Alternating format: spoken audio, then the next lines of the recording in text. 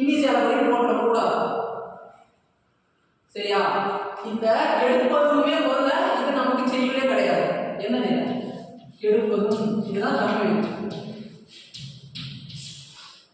இதுதான் நம்ம தமிழ் எழுத்து. கெடுப்பதும் தான் நம்ம தமிழ் எழுத்து. அது திருவள்ளுவர் எப்படி எழுதுகிறாரு?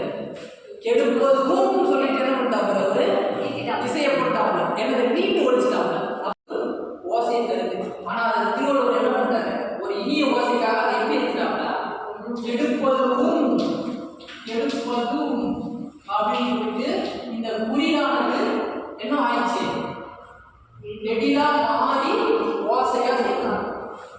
குறியில் நெடிலா மாறி ஓசையா சொல்றாங்க. அதுதான் என்னது? இன்னிசை அளவடை. அப்போ இன்னொரு இன்னிசை அளவடை கண்டுபிடிக்கிறதுக்கு மூவாசை சீரா வரணும். அதுதான் மூவாசை சீர்.